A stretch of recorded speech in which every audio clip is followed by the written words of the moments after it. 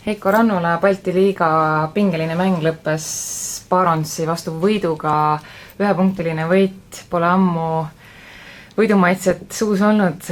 Kuidas tunnen?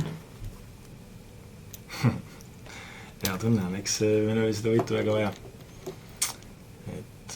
Väga palju selliseid valusaid kaotusi ja teiseks muidugi, kui me tahtsime play-offi veel saada, siis oli täna veel viimane variant, aga nüüd on veel kõik võimalik. Kui palju neid mängumuudatusi on tehtud võrreldes siis eelmiste mängudega?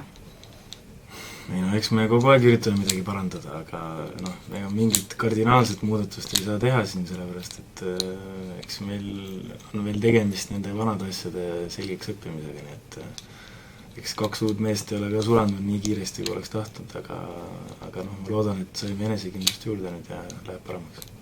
Täna esimese poolaeg oli resultatiivseid sööte rohkem kokku kui eelmises mängus üldse, et on ka meeskondlik mäng natukene ka paremaks läinud?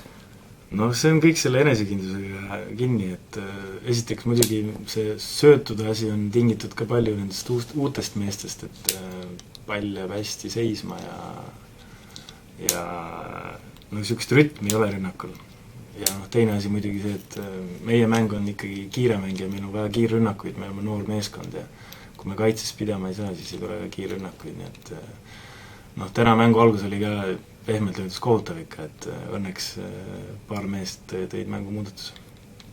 Kas see muudatus oli ka nii-öelda joonistatud poole ajal maketi peale või suutsid need ennast ise kokku võtta? Ei, ma võin konkreetselt öelda, et Tormi Niits ja Mihkel Kirves, et nemad tulid mängu ja tõid niisuguse agressiivsusega endaga kaasa, et ütleme nii, et vanad mehed olid täna alguses väga pehmed ja ütleme, neid jätkus pigem selliste nende kaotusmängude niisugune seis, et aga õnneks täna noored mehed aitasid välja ja tuli Norman järgi ja tuli siin, kes meil veel käis, tuli Robi järgi, et ma arvan, et noorte poiste võita. Nüüd on see mõõn nii-öelda selja taga ja ainult võidud ees loodetavasti laupäeval uus mäng, mis tundega sinna minnakse? Ei, üks mäng korraga, et see, ega me tegelikult ju hästi ei mänginud, et kui vaadata avaviskeprotsenti, vaadata korvi alt visatud viskeid, siis tegelikult me ikkagi ebakindlus on suur ja me eksime väga palju, aga mis me siin räägime negatiivsetes nootides, et loodame, et nüüd saame kindluse kätte ja läheb paremaks.